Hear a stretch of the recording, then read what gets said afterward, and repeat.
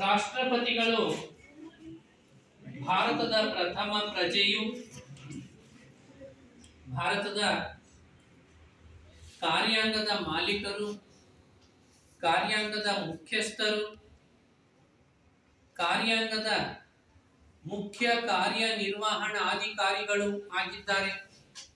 ಜೊತೆಗೆ ಭಾರತದ ರಾಷ್ಟ್ರಪತಿಗಳು ಭಾರತದ ಪ್ರಥಮ ಪ್ರಜೆಯೂ ಕೂಡ ಆಗಿದ್ದಾರೆ. ಭಾರತದ ಸಂವಿಧಾನದ ವ್ಯಾಪ್ತಿನಲ್ಲಿ ರಾಷ್ಟ್ರಪತಿಗಳಿಗಿಂತಲೂ ಉನ್ನತವಾದಂತಹ ಹುದ್ದೆ ಬೇರೆ ಯಾವುದೂ ಕೂಡ ಇಲ್ಲ. ನಮ್ಮ ಭಾರತದಲ್ಲಿ ಅತ್ಯಂತ ಉನ್ನತ ಅಧಿಕಾರಿ ಯಾರು ಅಂದ್ರೆ ರಾಷ್ಟ್ರಪತಿ. ರಾಷ್ಟ್ರಪತಿಗಿಂತಲೂ ಮೇಲಿನ ಅಧಿಕಾರಿ ಯಾರಾದ್ರೂ ಇದ್ದಾನ ಅಂದ್ರೆ ಯಾರೂ ಇಲ್ಲ. Is the supremo commando, ಎಲ್ಲರಿಗಿಂತಲೂ supreme ಆಗಿರ್ತಕ್ಕಂಥ ವ್ಯಕ್ತಿ.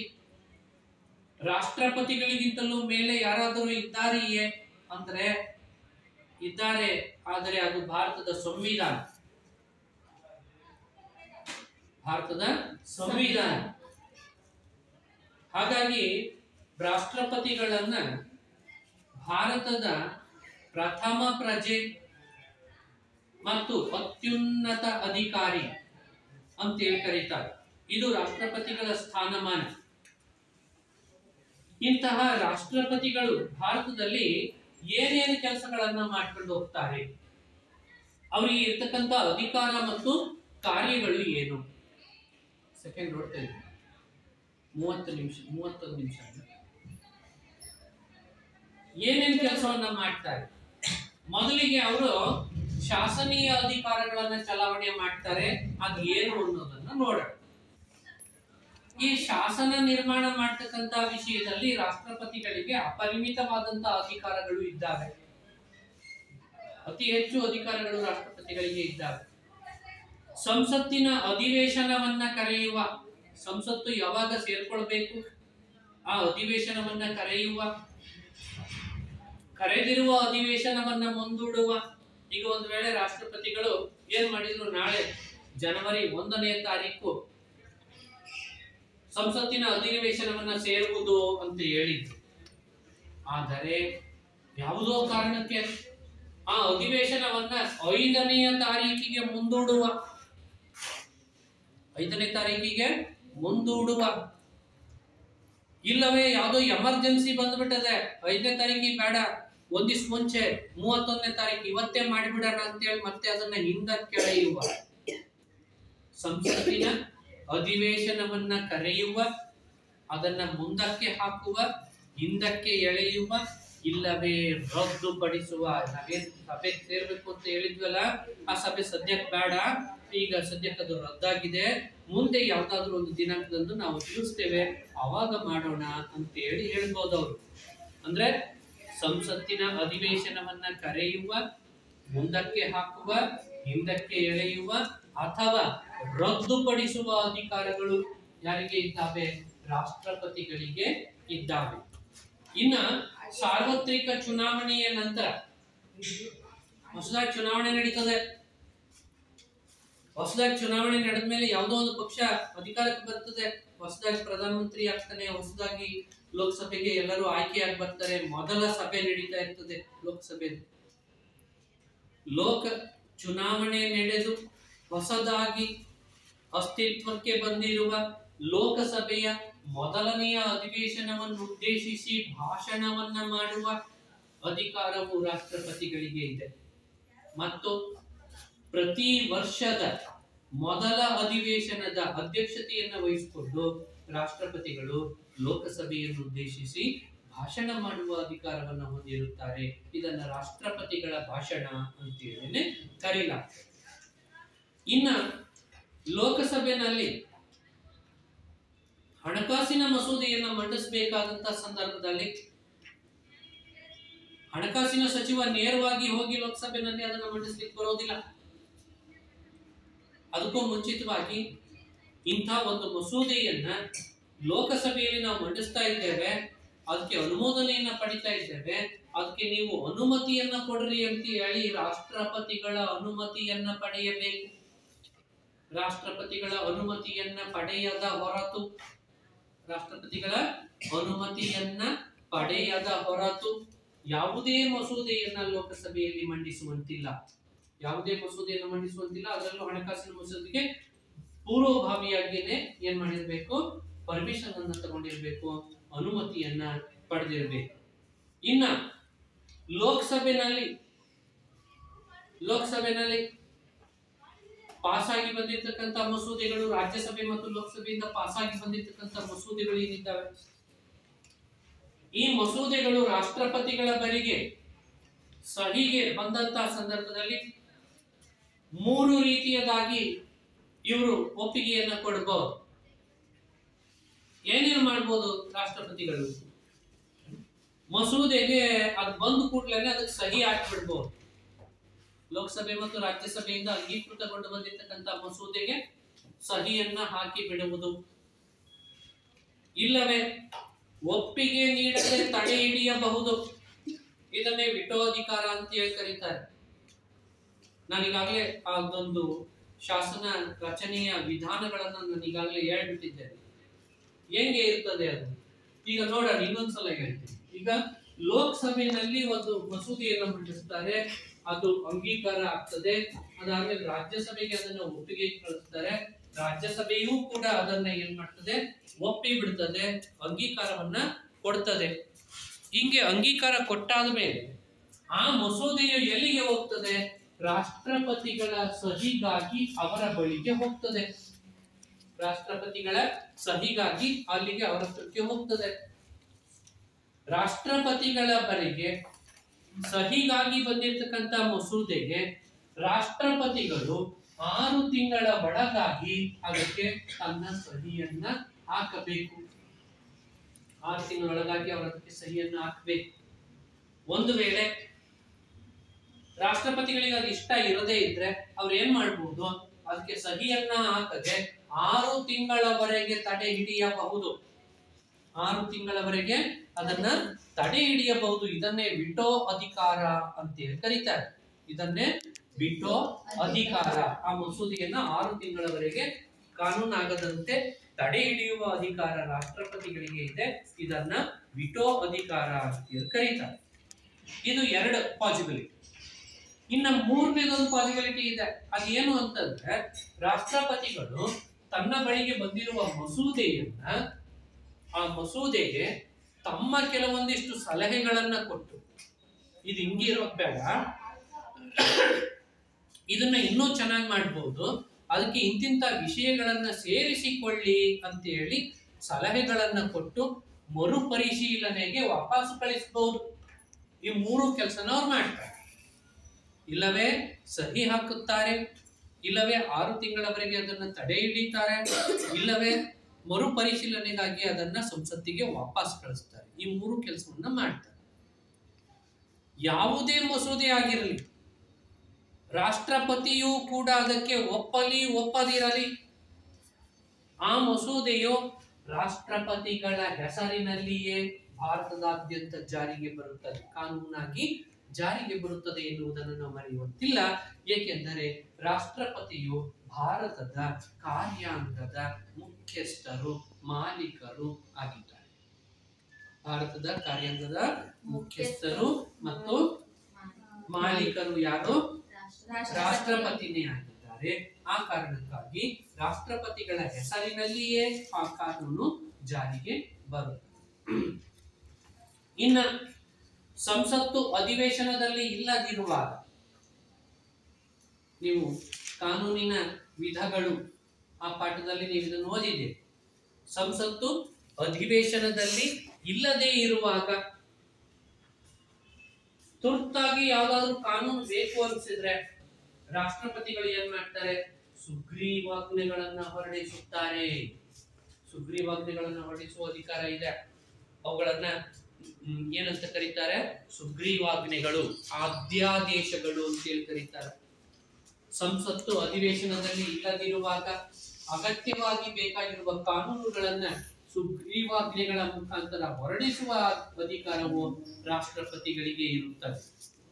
ಇನ್ನು ವಿವಿಧ ಸಮಿತಿಗಳು, ವಿವಿಧ ರೀತಿಯ ಸಮಿತಿಗಳು, ಆಯೋಗಗಳು ರಾಷ್ಟ್ರಪತಿಗಳಿಗೆ ಸಲ್ಲಿಸ್ತಕ್ಕಂಥ ವರದಿಗಳು, ಕೆಲವೊಂದು ಸಮಿತಿಗಳು ಮತ್ತು ಆಯೋಗಗಳು ಏನಿದ್ದಾವೆ, ರಾಷ್ಟ್ರಪತಿಗಳಿಗೆ ವರ್ಷಕ್ಕೊಂದ್ಸಾರಿ ನಾನು ಈ ವರ್ಷದಲ್ಲಿ ಏನೇನು ಕೆಲಸ ಮಾಡಿದ್ದೇನೆ.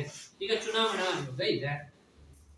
ಈ ಚುನಾವಣಾ ಆಯೋಗ ಏನ್ ಮಾಡ್ತದೆ ಅಂತಂದ್ರೆ, ವರ್ಷದ ಕೊನೆಗೆ ನಾನು ಈ ಆಯೋಗವು ಇಂಥ ತಿಂಗಳಿನಲ್ಲಿ ಇಂಥ ರಾಜ್ಯಕ್ಕೆ ಚುನಾವಣೆಯನ್ನು ನಡೆಸಿದ್ದೇವೆ, ಇಂಥ ತಿಂಗಳಲ್ಲಿ ಇಂಥ ರಾಜ್ಯಕ್ಕೆ ಚುನಾವಣೆ ನಡೆಸಿದ್ದೇವೆ, ಇಲ್ಲಿ ಬೈ ಎಲೆಕ್ಷನ್ ಅನ್ನು ನಡೆಸಿದ್ದೇವೆ, ಆಮೇಲೆ ಮತದಾರರ ಪಟ್ಟಿಯನ್ನ ಪರಿಶೀಲನೆಯನ್ನ ಮಾಡಿದ್ದೇವೆ, ಹೊಸದಾಗಿ ರಚನೆ ಮಾಡಿದ್ದೇವೆ, ನಾನು ಏನೇನ್ ಕೆಲಸ ಮಾಡಿದ್ದೀನಿ ಅನ್ನೋದನ್ನ ಅದೇನ್ ಮಾಡ್ತದೆ, ಒಂದು ಇಡೀ ವರ್ಷದ ವರದಿಯನ್ನ ತಯಾರು ಮಾಡಿ ರಾಷ್ಟ್ರಪತಿಗೆ ಕೊಡ್ತಾರೆ.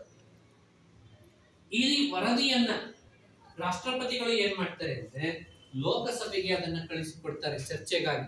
ನೋಡ್ರಿ, ಈ ಚುನಾವಣಾ ಆಯೋಗದವರು ಇಂತ ಒಂದು ವರದಿಯನ್ನ ಕೊಟ್ಟಿದ್ದಾರೆ, ಅವ್ರು ಇಷ್ಟೆಲ್ಲಾ ಕೆಲಸವನ್ನ ಮಾಡಿದ್ದಾರಂತೆ, ಇದನ್ನ ಚರ್ಚೆಗೆ ಇಡ್ರಿ, ಇಲ್ಲಿ ಏನಾದ್ರೂ ಲೋಪಗಳಾಗಿದ್ರೆ ಅದನ್ನ ಕಂಡುಹಿಡಿಯಿರಿ, ಅಥವಾ ಇದನ್ನ ಜನರ ಸಮ್ಮತಿಗೆ ಇದನ್ನ ಜನಾದೇಶಕ್ಕೆ ಬಿಟ್ಟಿದ್ದೇವೆ ಅಂತ ಹೇಳಿ ಅದನ್ನ ಕಳಿಸ್ತಾರೆ. ಆ ಕಳಿಸಿರೋ ಅದು ಏನು ವರದಿ ಇದೆಯಲ್ಲ, ವರದಿಯ ಬಗ್ಗೆ ಚರ್ಚೆಯನ್ನ ಮಾಡ್ತಕ್ಕಂಥ ಕೆಲಸವನ್ನ ಲೋಕಸಭೆ ಮತ್ತು ರಾಜ್ಯಸಭೆಗಳು ಮಾಡ್ಕೊಂಡು ಹೋಗ್ತಾರೆ. ಇನ್ನ ರಾಷ್ಟ್ರಪತಿಗಳು ರಾಜ್ಯಸಭೆಗೆ ಕಲೆ, ಸಾಹಿತ್ಯ, ವಾಸ್ತುಶಿಲ್ಪ, ಸಮಾಜ ಸೇವೆ, ವೈದ್ಯಕೀಯ ಸೇವೆ ಮುಂತಾದ ವಿಷಯಗಳಲ್ಲಿ ವಿಶೇಷವಾದ ಪಾರಣ್ಯತೆಯನ್ನು ಹೊಂದಿರತಕ್ಕಂಥ 12 ಜನರನ್ನ ರಾಜ್ಯಸಭೆಗೆ ನಾಮಕರಣ ಮಾಡುವ ಅಧಿಕಾರವನ್ನು ಹೊಂದಿದ್ದಾರೆ. ಹಾಗೂ 2 ಅಂದ್ರೆ ಚುನಾವಣಾ ಕೆಲಸ ಮುಗಿದ ಮೇಲೆ, ಚುನಾವಣೆ ನಡೆದಾದ ಮೇಲೆ ಆರಿಸಿ ಬಂದಿರುವ ಲೋಕಸಭೆಯ 543 ಜನರಲ್ಲಿ ಯಾರೊಬ್ಬರೂ ಕೂಡ ಆಂಗ್ಲೋ ಇಂಡಿಯನ್ ಜನಾಂಗಕ್ಕೆ ಸೇರಿದವರು ಇಲ್ಲ ಅಂತ ಅನ್ಸಿದ್ರೆ, ಅಂತ ಸಂದರ್ಭದಲ್ಲಿ 2 ಆಂಗ್ಲೋ ಇಂಡಿಯನ್ ಜನಾಂಗಕ್ಕೆ ಸೇರಿದವರನ್ನ ಲೋಕಸಭೆಗೆ ಏನನ್ನ ಮಾಡ್ತಾರೆ, ನಾಮಕರಣ ಮಾಡುವ ಅಧಿಕಾರವನ್ನ ರಾಷ್ಟ್ರಪತಿಗಳು ಹೊಂದಿದ್ದಾರೆ. ಇನ್ನು ರಾಷ್ಟ್ರಪತಿಗಳು ತಾವೇ ಕಾರ್ಯಾಂಗದ ಸಮಸ್ತ ಕಾರ್ಯನಿರ್ವಹಣಾಧಿಕಾರಗಳನ್ನ ಹೊಂದಿರುವುದರಿಂದ ಶಾಸನ ರಚನೆಯ ವಿಷಯಕ್ಕೆ ಸಂಬಂಧಪಟ್ಟಂತೆ ಅಂತಿಮವಾದಂತ ಒಂದು ಅಧಿಕಾರವನ್ನ ಹೊಂದಿದ್ದಾರೆ. ಆ ಅಂತಿಮವಾದಂತ ಅಧಿಕಾರ ಯಾವುದು ಅಂದ್ರೆ, ಲೋಕಸಭೆ ಮತ್ತು ರಾಜ್ಯಸಭೆಯ ನಡುವೆ ಮಸೂದೆಯೊಂದಕ್ಕೆ ಸಂಬಂಧಪಟ್ಟಂತೆ ಭಿನ್ನಾಭಿಪ್ರಾಯಗಳು ಏರ್ಪಟ್ಟರೆ ಏನ್ ಮಾಡ್ತಾರೆ, ಈಗ ಲೋಕಸಭೆ ಒಂದು ಮಸೂದೆಯನ್ನ ತಯಾರು ಮಾಡಿ ಕಳಿಸಿದೆ, ರಾಜ್ಯಸಭೆ ಅದನ್ನ ತಿರಸ್ಕರಿಸ್ತಾ ಇದೆ. ಇದನ್ನೇನಂತ ಕರೀತಾರೆ, ಸಂವಿಧಾನಾತ್ಮಕ ಬಿಕ್ಕಟ್ಟು, ಸಂವಿಧಾನಾತ್ಮಕ ಬಿಕ್ಕಟ್ಟು ಅಂತೇಳಿ ಕರೀತಾರೆ. ಹಿಂಗೆ ಬಿಕ್ಕಟ್ಟು ಏರ್ಪಟ್ಟಾಗ ರಾಷ್ಟ್ರಪತಿಗಳು ಏನ್ ಮಾಡ್ತಾರೆ, ಜಂಟಿ ಅಧಿವೇಶನವನ್ನ ಕರೀತಾರೆ. ಜಂಟಿ ಅಧಿವೇಶನ ಅಂದ್ರೆ ಏನು, ಲೋಕಸಭೆ ಮತ್ತು ರಾಜ್ಯಸಭೆ ಎರಡನ್ನು ಸೇರಿಸಿಕೊಂಡು ತಮ್ಮ ಅಧ್ಯಕ್ಷತೆಯಲ್ಲಿ ರಾಷ್ಟ್ರಪತಿಗಳು ಒಂದು ಸಭೆಯನ್ನು ನಡೆಸ್ತಾರೆ. ಆ ಸಭೆಯಲ್ಲಿ ಈ ಭಿನ್ನಾಭಿಪ್ರಾಯಗಳನ್ನ ತೊಲಗಿಸಿ ಹಾಕುವ ಪ್ರಯತ್ನವನ್ನ ರಾಷ್ಟ್ರಪತಿಗಳು ಮಾಡ್ತಾರೆ ಮತ್ತು ಅದನ್ನು ಮತಕ್ಕೆ ಹಾಕ್ತಾರೆ. ಲೋಕಸಭೆಯ ತೀರ್ಮಾನಗಳೇ ಅಂತಿಮ ತೀರ್ಮಾನಗಳಾಗ್ತವೆ. ಯಾಕೆ ಲೋಕಸಭೆಯ ತೀರ್ಮಾನವೇ ಅಂತಿಮವಾದಂತ ತೀರ್ಮಾನ? ಹೆಚ್ಚಿನ ಸಂಖ್ಯೆಯ ಸದಸ್ಯರು ಲೋಕಸಭೆಯಲ್ಲಿ ಇದ್ದಾರೆ, ಹೆಚ್ಚಿನ ಸಂಖ್ಯೆಯ ಸದಸ್ಯರು ಲೋಕಸಭೆಯಲ್ಲಿ ಇರುವುದರಿಂದ 2/3 ಮೆಜಾರಿಟಿ ಅದಕ್ಕೆ ಸಿಗ್ತದೆ. ಇನ್ನೊಂದು ಅರ್ಥದಲ್ಲಿ ನಾನು ಬಹಳಷ್ಟು ಸಾರಿ ಹೇಳಿದ್ದೇನೆ, ಲೋಕಸಭೆಯ ತೀರ್ಮಾನಗಳೆಂದರೆ ಯಾರ ತೀರ್ಮಾನಗಳು?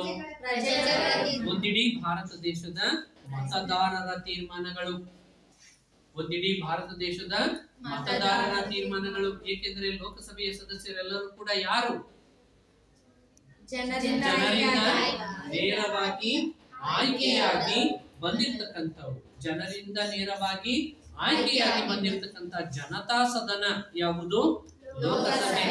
ಈ ಕಾರಣಕ್ಕಾಗಿ ಲೋಕಸಭೆಯ ತೀರ್ಮಾನಗಳು ಅಂತಿಮ ತೀರ್ಮಾನಗಳಾಗಿರುತ್ತವೆ ಮತ್ತು ಜನತೆಯ ತೀರ್ಮಾನಗಳು ಆಗಿರುತ್ತವೆ. ಇಷ್ಟು ಅವರ ಶಾಸನೀಯ ಅಧಿಕಾರಗಳು. ಇನ್ನ ಕಾರ್ಯಾಂಗೀಯ ಅಧಿಕಾರಗಳು, ಕಾರ್ಯಾಂಗೀಯ ಅಧಿಕಾರಗಳಿಗೆ ಸಂಬಂಧಪಟ್ಟಂತೆ ಸಂವಿಧಾನದ 53ನೇ ವಿಧಿಯ ಪ್ರಕಾರ ರಾಷ್ಟ್ರಪತಿಗಳು ಕಾರ್ಯಾಂಗದ ಸಮಸ್ತ ಕಾರ್ಯನಿರ್ವಹಣಾಧಿಕಾರಗಳನ್ನು ಹೊಂದಿರುವ ಅಧಿಕಾರಿಯಾಗಿರುತ್ತಾರೆ ಮತ್ತು ಮುಖ್ಯ ಕಾರ್ಯನಿರ್ವಹಣಾಧಿಕಾರಿಯಾಗಿರುತ್ತಾರೆ. He is the CEO, chief executive officer to the Indian executive. ಭಾರತದ ಕಾರ್ಯಾಂಗಕ್ಕೆ ಮುಖ್ಯ ಕಾರ್ಯನಿರ್ವಹಣಾಧಿಕಾರಿ ರಾಷ್ಟ್ರಪತಿಗಳೇ ಆಗಿರುತ್ತಾರೆ. ತಮಗಿರುವ ಆ ಎಲ್ಲಾ ಅಧಿಕಾರಗಳು ರಾಷ್ಟ್ರಪತಿಗಳ ಹುದ್ದೆಗೆ ಸೀಮಿತವಾಗಿರ್ತಕ್ಕಂಥ ಅಧಿಕಾರಗಳು ಆಗಿರುತ್ತವೆ.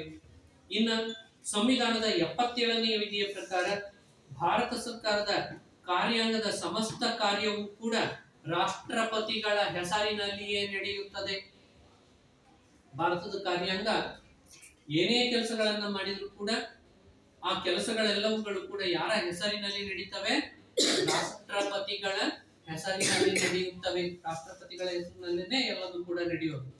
ಇನ್ನ ಭಾರತದ ರಾಷ್ಟ್ರಪತಿಗಳು ಪ್ರಧಾನಮಂತ್ರಿಗಳನ್ನ ನೇಮಕ ಮಾಡುತ್ತಾರೆ. ಪ್ರಧಾನಮಂತ್ರಿಯ ಹುದ್ದೆ ಕಾರ್ಯಾಂಗದ ಹುದ್ದೆ. ಭಾರತದ ರಾಷ್ಟ್ರಪತಿಗಳು ಪ್ರಧಾನಮಂತ್ರಿಯನ್ನ ನೇಮಕ ಮಾಡುತ್ತಾರೆ ಮತ್ತು ಪ್ರಧಾನಮಂತ್ರಿಯ ಸಲಹೆಯ ಮೇರೆಗೆ ಮಂತ್ರಿಮಂಡಲಕ್ಕೆ ಸದಸ್ಯರನ್ನ ನೇಮಕ ಮಾಡುತ್ತಾರೆ. ಮಂತ್ರಿಮಂಡಲಕ್ಕೆ ಸದಸ್ಯರನ್ನ ನೇಮಕ ಮಾಡುತ್ತಾರೆ ಮತ್ತು ಪ್ರಮಾಣ ವಚನವನ್ನ ಬೋಧಿಸುತ್ತಾರೆ. ಇನ್ನ ರಾಷ್ಟ್ರಪತಿಗಳು ಸಂವಿಧಾನಿಕ ಉನ್ನತ ಹುದ್ದೆಗಳಾಗಿರ್ತಕ್ಕಂಥ ರಾಜ್ಯಗಳ ರಾಜ್ಯಪಾಲರು, ಭಾರತದ ಸುಪ್ರೀಂ ಕೋರ್ಟಿನ ಮುಖ್ಯ ನ್ಯಾಯಾಧೀಶರು, ಇತರೆ ನ್ಯಾಯಾಧೀಶರು, ಹೈಕೋರ್ಟ್ಗಳ ಮುಖ್ಯ ನ್ಯಾಯಾಧೀಶರು ಮತ್ತು ಇತರೆ ನ್ಯಾಯಾಧೀಶರು, ಹಣಕಾಸು ಆಯೋಗದ ಉಪಾಧ್ಯಕ್ಷರು ಮತ್ತು ಸದಸ್ಯರು, ಯೋಜನಾ ಆಯೋಗದ ಉಪಾಧ್ಯಕ್ಷರು ಮತ್ತು ಸದಸ್ಯರು, ಚುನಾವಣಾ ಆಯೋಗದ ಮುಖ್ಯ ಆಯುಕ್ತರು ಮತ್ತು ಇತರೆ ಆಯುಕ್ತರು, ಭಾರತದ ಲೋಕಸೇವಾ ಆಯೋಗದ ಅಧ್ಯಕ್ಷರು ಮತ್ತು ಸದಸ್ಯರು, ಅಟಾರ್ನಿ ಜನರಲ್ಲರು, ಆಡಿಟರ್ ಜನರಲ್ಲರು, ಕಂಟ್ರೋಲರ್ ಜನರಲ್ಲರು ಮತ್ತು ಭಾರತದ ಪರಿಶಿಷ್ಟ ಜಾತಿ ಪರಿಶಿಷ್ಟ ವರ್ಗಗಳ ಆಯೋಗಗಳ ಅಧ್ಯಕ್ಷರು ಮತ್ತು ಸದಸ್ಯರು, ಮಹಿಳಾ ಆಯೋಗದ ಅಧ್ಯಕ್ಷರು ಮತ್ತು ಸದಸ್ಯರು ಹಾಗೂ ಮಾನವ ಹಕ್ಕುಗಳ ಆಯೋಗದ ಅಧ್ಯಕ್ಷರು ಮತ್ತು ಸದಸ್ಯರು ಇವರೆಲ್ಲರುಗಳನ್ನ ನೇಮಕ ಮಾಡುವ ಅಧಿಕಾರವನ್ನ ರಾಷ್ಟ್ರಪತಿಗಳು ಹೊಂದಿದ್ದಾರೆ. ಯಾರ ಸಲಹೆಯ ಮೇರೆಗೆ? ಪ್ರಧಾನಮಂತ್ರಿ ಮತ್ತು ಮಂತ್ರಿಮಂಡಲದ ಸಲಹೆಯ ಮೇರೆಗೆ. ಪ್ರಧಾನಮಂತ್ರಿ ಮತ್ತು ಮಂತ್ರಿಮಂಡಲದ ಸಲಹೆಯ ಮೇರೆಗೆ ಈ ಸಂವಿಧಾನಿಕ ಉನ್ನತ ಹುದ್ದೆಗಳಿಗೆ ನೇಮಕ ಮಾಡತಕ್ಕಂಥ ಅಧಿಕಾರವನ್ನ ರಾಷ್ಟ್ರಪತಿಗಳು ಹೊಂದಿದ್ದಾರೆ. ಅದನ್ನ ಕಾರ್ಯಾಂಗೀಯ ಅಧಿಕಾರಗಳು ಅಂತ ಕರೀತಾರೆ. ಇನ್ನ ಹಣಕಾಸಿನ ಅಧಿಕಾರಗಳಿಗೆ ಸಂಬಂಧಪಟ್ಟಂತೆ ಭಾರತ ಸಂವಿಧಾನದ 117ನೆಯ ವಿಧಿಯ ಅಡಿಯಲ್ಲಿ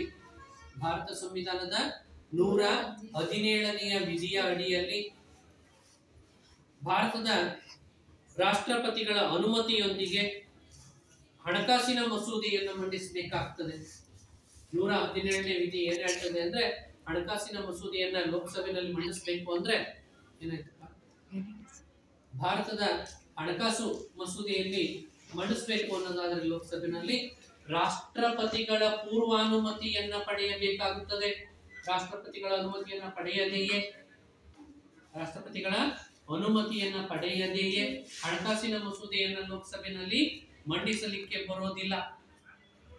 ಇನ್ನು ವಾರ್ಷಿಕ ಆಯ ವ್ಯಯ ಪಟ್ಟಿ, ಬಜೆಟ್ ಅಂತ ಏನ್ ಕರಿತೀವಿ, ವಾರ್ಷಿಕ ಆಯ ವ್ಯಯ ಪಟ್ಟಿ ಬಜೆಟ್ ಅಂತ ಏನ್ ಕರಿತೀವಿ, ಏಪ್ರಿಲ್ 1ನೆಯ ತಾರೀಕಿನಿಂದ ಮಾರ್ಚ್ 31ನೆಯ ತಾರೀಕಿನವರೆಗೆ ಭಾರತ ಸರ್ಕಾರದ ಆದಾಯ ಮತ್ತು ಖರ್ಚುಗಳ ತಖ್ತೆ, ಅದನ್ನೇ ಆಯವ್ಯಯ ಪಟ್ಟಿ ಅಂತೇಳಿ ಕರೀತಾರೆ, ಬಜೆಟ್ ಅಂತೇಳಿ ಕರೀತಾರೆ. ಆ ಬಜೆಟ್ ಅನ್ನ ಸರಿಯಾದ ಸಮಯಕ್ಕೆ ಲೋಕಸಭೆಯಲ್ಲಿ ಮಂಡಿತವಾಗಿ ಅಂಗೀಕೃತಗೊಳ್ಳುವಂತೆ ನೋಡಿಕೊಳ್ಳುವ ಜವಾಬ್ದಾರಿಯು ರಾಷ್ಟ್ರಪತಿಗಳದ್ದಾಗಿರುತ್ತದೆ. ಅದು ಸರಿಯಾದ ಸಮಯಕ್ಕೆ ಲೋಕಸಭೆಯಲ್ಲಿ ಮಂಡನೆ ಆಗಬೇಕು, ಚರ್ಚೆ ಆಗಬೇಕು ಮತ್ತು ಅದಕ್ಕೆ ಲೋಕಸಭೆಯ ಒಪ್ಪಿಗೆ ಸಿಗುವಂತೆ ಮಾಡತಕ್ಕಂತ ಒಂದು ಜವಾಬ್ದಾರಿಯು ಕೂಡ ರಾಷ್ಟ್ರಪತಿಗಳಿಗೆ ಇರ್ತದೆ. ಇನ್ನ ಕೇಂದ್ರ ಸಂಚಿತ ನಿಧಿಯು ರಾಷ್ಟ್ರಪತಿಗಳ ಹತ್ತಿರ ಇರ್ತದೆ. ರಾಷ್ಟ್ರಪತಿಗಳು ಅದನ್ನ ತುರ್ತು ವೆಚ್ಚಕ್ಕಾಗಿ ಹಣವನ್ನ ಬಿಡುಗಡೆ ಮಾಡುವ ಅಧಿಕಾರವನ್ನು ಹೊಂದಿರ್ತಾರೆ. ತುರ್ತಾಗಿ ಭೂಕಂಪ ಆಯ್ತು, ಬೆಂಕಿ ಅವಘಡ ಆಯ್ತು, ಅಥವಾ ಅತಿವೃಷ್ಟಿ ಅನಾವೃಷ್ಟಿ ಆಯಿತು, ತುರ್ತಾಗಿ ಹಣದ ಅವಶ್ಯಕತೆ ಕಂಡು ಬಂತು ಅಂದ್ಬಿಟ್ಲೇನೆ ಈ ಸಂಚಿತ ನಿಧಿಯಲ್ಲಿ ಇರ್ತಕ್ಕಂಥ ಹಣವನ್ನ ರಾಷ್ಟ್ರಪತಿಗಳು ಆಯಾ ಸಮಯದಲ್ಲಿ ಬಿಡುಗಡೆ ಮಾಡಿ ಅಂತ ಪರಿಸ್ಥಿತಿಗಳನ್ನ ಎದುರಿಸ್ತಕ್ಕಂಥ ಪರಿಹಾರ ಕಾಮಗಾರಿಗಳನ್ನ ನಡೆಸ್ತಕ್ಕಂಥ ಕೆಲಸಗಳನ್ನ ಮಾಡ್ಕೊಂಡು ಹೋಗ್ತಾರೆ. ಇಷ್ಟು ಅಧಿಕಾರಗಳು ಹಣಕಾಸಿನ ಅಧಿಕಾರಗಳಾಗಿ ರಾಷ್ಟ್ರಪತಿಗಳಿಗೆ ಇರ್ತವೆ. ಇನ್ನ ನ್ಯಾಯಿಕ ಅಧಿಕಾರಗಳು, ಭಾರತದಲ್ಲಿ ಸರ್ವೋನ್ನತ ಅಧಿಕಾರಿ ರಾಷ್ಟ್ರಪತಿಗಳೇ ಆಗಿದ್ದಾರೆ. ಭಾರತದ ರಾಷ್ಟ್ರಪತಿಗಳು ಭಾರತದ ಸುಪ್ರೀಂ ಕೋರ್ಟಿನ ಮುಖ್ಯ ನ್ಯಾಯಾಧೀಶರು ಮತ್ತು ಇತರೆ ನ್ಯಾಯಾಧೀಶರುಗಳನ್ನ ನೇಮಕ ಮಾಡುವಂತವರಾಗಿದ್ದಾರೆ. ಭಾರತದ ಸುಪ್ರೀಂ ಕೋರ್ಟಿನ ಮುಖ್ಯ ನ್ಯಾಯಾಧೀಶರು ಮತ್ತು ಇತರೆ ನ್ಯಾಯಾಧೀಶರನ್ನ ನೇಮಕ ಮಾಡೋರು ಯಾರು? ರಾಷ್ಟ್ರಪತಿಗಳು. ರಾಷ್ಟ್ರಪತಿಗಳು ಸುಪ್ರೀಂ ಕೋರ್ಟಿನ ಮುಖ್ಯ ನ್ಯಾಯಾಧೀಶರು ಮತ್ತು ಇತರೆ ನ್ಯಾಯಾಧೀಶರನ್ನ ನೇಮಕ ಮಾಡುವ ಅಧಿಕಾರವನ್ನ ಹೊಂದಿದ್ದಾರೆ. ಪ್ರಮಾಣ ವಚನವನ್ನ ಅವರಿಗೆ ಬೋಧಿಸ್ತಕ್ಕಂತ ಅಧಿಕಾರವನ್ನ ಹೊಂದಿದ್ದಾರೆ. ಸುಪ್ರೀಂ ಕೋರ್ಟಿನ ಮುಖ್ಯ ನ್ಯಾಯಾಧೀಶರಾಗಿ ಆಯ್ಕೆಯಾಗ್ತಕ್ಕಂಥ ವ್ಯಕ್ತಿಯಕ್ಕೆ ಯಾರು? ರಾಷ್ಟ್ರಪತಿಗಳು. ಪ್ರಮಾಣ ವಚನವನ್ನ ಬೋಧಿಸುವಂತಹ ವ್ಯಕ್ತಿಯಾಗಿದ್ದಾರೆ, ಅಧಿಕಾರಿಯಾಗಿದ್ದಾರೆ. ಅಂತ ಅಧಿಕಾರವನ್ನ ನ್ಯಾಯಿಕ ಕಾರ್ಯಗಳ ಅಡಿನಲ್ಲಿ ರಾಷ್ಟ್ರಪತಿಗಳು ಹೊಂದಿರ್ತಾರೆ. ಇದಾದ್ಮೇಲೆ ರಾಷ್ಟ್ರಪತಿಗಳು ಸಾರ್ವಜನಿಕ ಮಹತ್ವದ ವಿಷಯದಲ್ಲಿ, ಅಂದ್ರೆ ಸಾರ್ವಜನಿಕ ವಿಷಯಗಳಿಗೆ ಸಂಬಂಧಪಟ್ಟಂತೆ ಕಾನೂನುಗಳನ್ನ ಮಾಡಬೇಕಾದಂತ ಸಂದರ್ಭದಲ್ಲಿ ರಾಷ್ಟ್ರಪತಿಗಳು ಆ ಕಾನೂನುಗಳನ್ನ ರಚನೆ ಮಾಡ್ತಕ್ಕಂಥ ಹಂತದಲ್ಲಿ ಸುಪ್ರೀಂ ಕೋರ್ಟಿನ ಮುಖ್ಯ ನ್ಯಾಯಾಧೀಶರ ಸಲಹೆಯನ್ನ ಪಡೆಯುತ್ತಾರೆ. ಸುಪ್ರೀಂ ಕೋರ್ಟಿನ ಮುಖ್ಯ ನ್ಯಾಯಾಧೀಶರ ಸಲಹೆಯನ್ನ ಪಡೀತಾರೆ. ಇದು ನೋಡ್ರಿ, ಇಂಥದೊಂದು ಕಾನೂನನ್ನ ಮಾಡ್ತಾ ಇದ್ದೀವಿ, ಇದು ಸಂವಿಧಾನದ ನಿಯಮಗಳಿಗೆ ಅನುಗುಣವಾಗಿ ಇದೆಯೇ ಇಲ್ಲವೇ, ಭಾರತದ ಸಂವಿಧಾನ ಇದಕ್ಕೆ ಏನ ಅವಕಾಶವನ್ನ ಮಾಡಿಕೊಡ್ತದೆಯೇ ಇಲ್ಲವೇ, ಸಂವಿಧಾನದ ನಿಯಮಗಳಿಗೆ ಅನುಗುಣವಾಗಿಯೇ ಇದು ಇಲ್ಲಿ ಇದೆಯೇ ಇಲ್ಲವೇ ಎನ್ನುವುದನ್ನ ಅಂತ ಒಂದು ಸಲಹೆಯನ್ನ ಕೇಳ್ತಕ್ಕಂಥ ಅಧಿಕಾರವು ರಾಷ್ಟ್ರಪತಿಗಳಿಗೆ ಇದೆ. ಇದಾದ್ಮೇಲೆ ಭಾರತದಲ್ಲಿ ಸುಪ್ರೀಂ ಕೋರ್ಟ್ ಒಬ್ಬ ವ್ಯಕ್ತಿಗೆ ನೀಡಿರತಕ್ಕಂಥ ಮರಣದಂಡನೆಯನ್ನ, ಭಾರತದ ಸುಪ್ರೀಂ ಕೋರ್ಟ್ ಒಬ್ಬ ವ್ಯಕ್ತಿಗೆ ಅಪರಾಧಿ ಎಂದು ಪರಿಗಣಿಸಿ ಈಗಾಗಲೇ ಮರಣದಂಡನೆಯನ್ನ ನೀಡಿದ್ದಾರೆ. ಅದಾದ್ಮೇಲೆ ಸುಪ್ರೀಂ ಕೋರ್ಟಿಗೆ ಗೊತ್ತಾಯಿತು ಸುಳ್ಳು ಸಾಕ್ಷಿಗಳನ್ನ ಹೇಳಿದ್ದಾರೆ, ಇವನ್ ತಪ್ಪಿತಸ್ಥ ಅಲ್ಲ ಅಂತ. ಆದ್ರೆ ನಮ್ಮ ನ್ಯಾಯಿಕ ವ್ಯವಸ್ಥೆ ಹೆಂಗಿದೆ ಭಾರತದಲ್ಲಿ ಅಂದ್ರೆ, ಭಾರತದ ಸರ್ವೋಚ್ಚ ನ್ಯಾಯಾಲಯವು ಒಮ್ಮೆ ತಾನು ನೀಡಿರುವ ತೀರ್ಪನ್ನ ಖುದ್ದಾಗಿ ಬದಲಾಯಿಸುವ ಅಧಿಕಾರವು ಖುದ್ದಾಗಿ ಸುಪ್ರೀಂ ಕೋರ್ಟಿಗೆ ಇಲ್ಲ. ಸುಪ್ರೀಂ ಕೋರ್ಟ್ ಒಂದ್ಸಲ ಒಂದು ತೀರ್ಪನ್ನ ಕೊಡ್ತು ಅಂದ್ರೆ ಅದನ್ನ ಬದಲಾವಣೆ ಮಾಡುವ ಅಧಿಕಾರವು ಖುದ್ದಾಗಿ ಸುಪ್ರೀಂ ಕೋರ್ಟಿಗೆನೇ ಇಲ್ಲ. ಒಂದ್ಸರಿ ಏನ್ ಹೇಳ್ತು ಅಷ್ಟೇ, ಮುಗೀತು, ನೋ ಚೇಂಜಸ್. ಅಂಥ ಸಂದರ್ಭದಲ್ಲಿ ಆ ಆರೋಪಿಯು, ಆ ಅಪರಾಧಿ ಅಂತ ಹೇಳಿ ಏನ್ ಪರಿಗಣಿಸಿ ಅವನಿಗೆ ಮರಣದಂಡನೆಯನ್ನು ಕೊಡಲಾಗಿದೆಯಲ್ಲ, ಅವನು ರಾಷ್ಟ್ರಪತಿಗಳ ಬಳಿ ಕ್ಷಮಾದಾನಕ್ಕೆ ಅರ್ಜಿಯನ್ನ ಹಾಕಿಕೊಳ್ಳಬಹುದು. ಅವುಗಳನ್ನೆಲ್ಲವನ್ನ ಪರಾಮರ್ಶಿಸಿ ರಾಷ್ಟ್ರಪತಿಗಳಿಗೆ ಇವನು ತಪ್ಪು ಮಾಡಿಲ್ಲ ಅನ್ಸಿದ್ರೆ ಆತನಿಗೆ ನೀಡಿರ್ತಕ್ಕಂಥ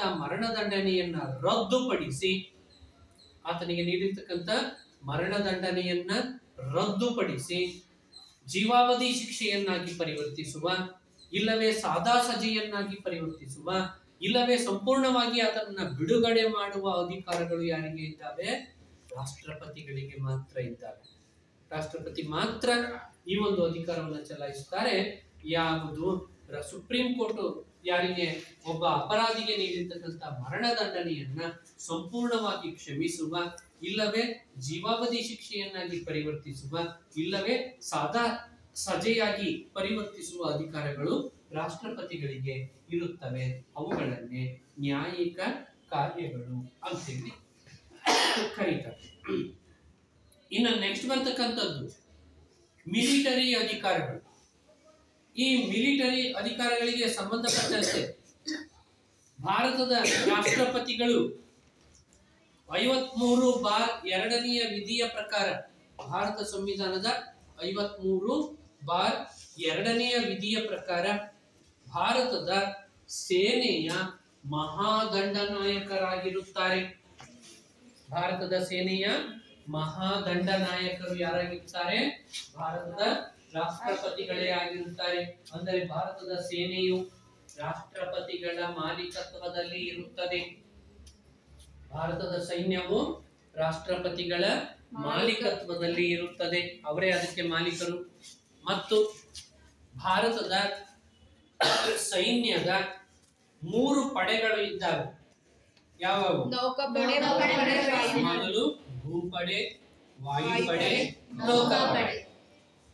ಈ ಭೂಪಡೆ, ನೌಕಾಪಡೆ, ವಾಯುಪಡೆಗಳಿಗೆ ದಂಡನಾಯಕರುಗಳನ್ನ ನೇಮಕ ಮಾಡುವ ಅಧಿಕಾರವು ರಾಷ್ಟ್ರಪತಿಗಳಿಗೆ ಇರುತ್ತದೆ.